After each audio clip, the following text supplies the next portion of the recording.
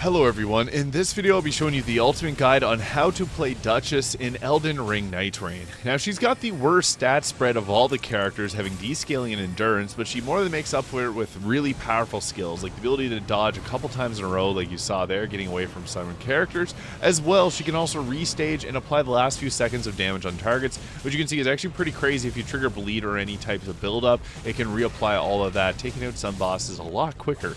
I think that she's a very useful character, but she does have her limitations, one of them being range. You can see there some bosses do get away from her really easily because she doesn't have very big weapons. However, you're not limited to only using daggers, but you can see daggers revive characters really easily.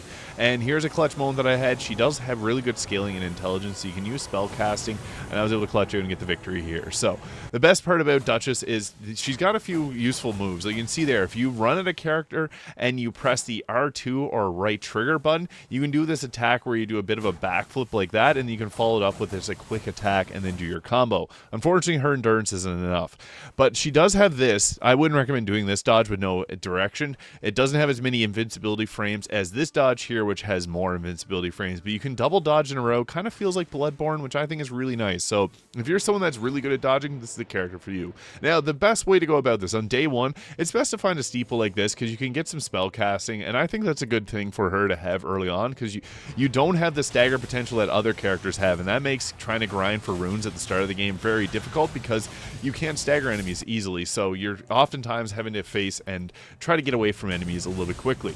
Now, I would recommend finding 2 daggers as soon as possible because you can see there, if you put 2 daggers, one in the offhand, you can press L1 or left bumper to be able to do a very quick attack like this, and this is called power stancing. It's very powerful for her because this is how you pick up your down allies really quickly.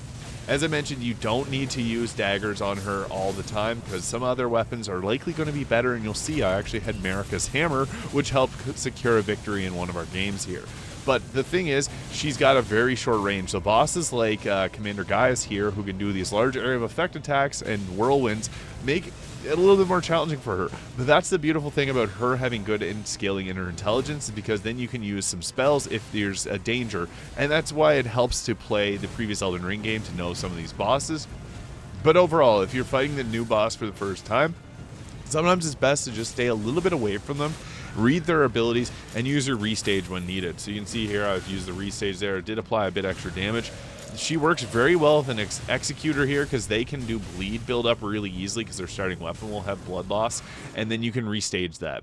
Now, unfortunately, your teammates will likely go down, and having a fast, agile character like Duchess actually helps out a lot with helping to bring them back up.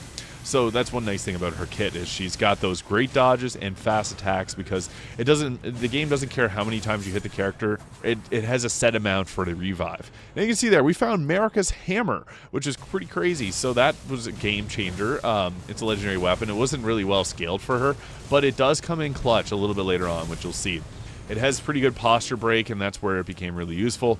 Now, another thing, you can always go out and try to protect your teammates, especially if you know that there's a Grace nearby. I didn't have very many healing potions, but I still went to grab my teammate because there was a Grace that was going to pop up right there, and then we could get ourselves a legendary weapon. Now, this is a good weapon because the anything lightning based is likely going to scale off dexterity, which she has an A scaling in, which is pretty good. So this here is really funny because you can see we just continually keep knocking the knights up in the air with that. So that's one of the best uses of, if you can find a special weapon like that. I don't want to focus too much on this weapon, but you're kind of given the tools to whatever you get on the run. Some of the best weapons for her, however, would be Moonveil Katana. It's probably the best, giving intelligence scaling and dexterity scaling, and it also has a really useful weapon art.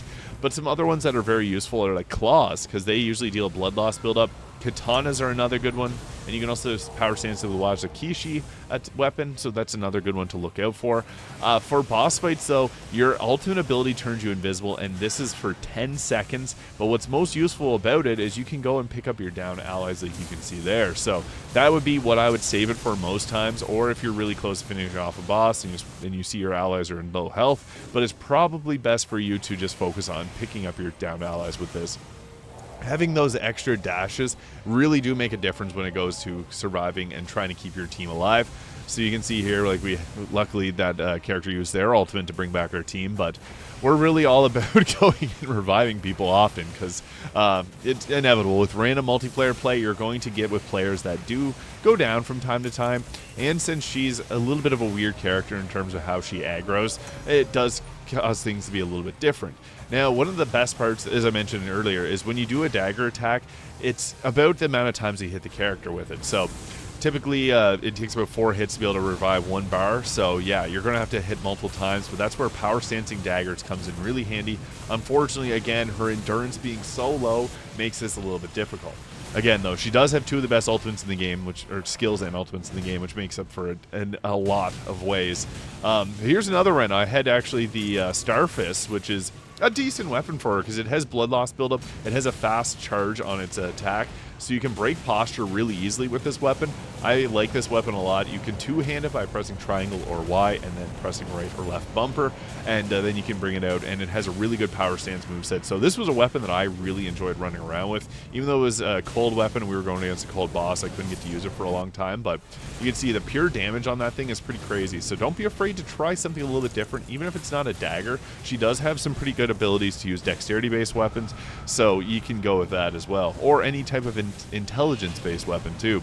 So I was just going with a throw attack there. For some bosses, like the smelter there, he does do fire around the character, which can make it really difficult because you're in melee range. But you can see this boss also went down really quickly to this weapon. I also like to use any type of, this is more of a faith-based incantation, but any type of spell from range works very well with her. I had the Eclipse Shodel here. Unfortunately, this run disconnected when we got to the boss. I was really sad. I was having a good time with this run, and this weapon here worked very well. But here's me fighting this boss fight here. I like to, anytime you're going against a boss with a weakness, which is, the final bosses all have weaknesses, try to bring that as a item. If you can't bring it as or try to bring it as a relic on your main weapon, and if you can't, you have to find it right early on. Luckily, I got the dagger there with fire on it, so I just continually kept spamming fire on this boss since it was weak to it.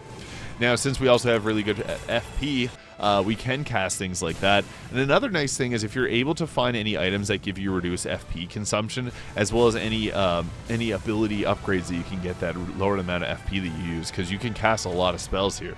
Obviously, getting increases to your potions helps quite a bit, but being able to deal a little bit more with spells is always a nice thing.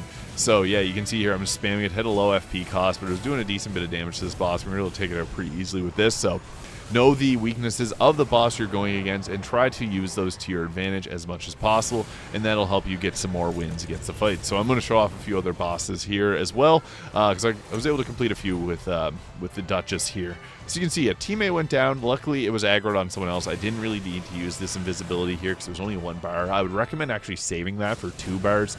And it does take pretty much your entire stealth ability to get a 3-bar person back up. So those 10 seconds do go by really quickly when someone's close to being down. So it can be clutch in the last moment, especially if you have 2 teammates right beside each other. But just be remembering that it does take a little bit longer.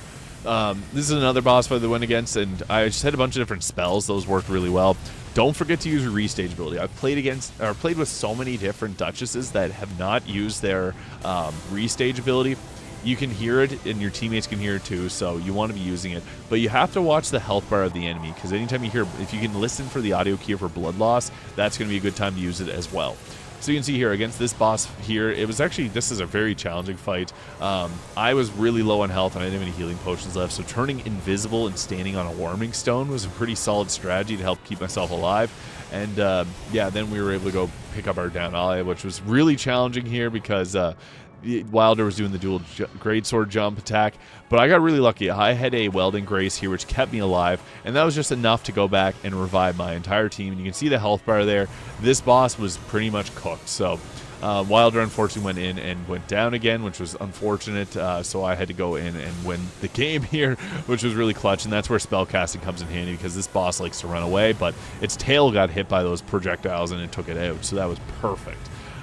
Another thing to keep in mind is with Duchess, she does make up for her lack of stats with those 2 abilities there. So if you found this video useful, please hit the subscribe button below. Thank you so much for watching.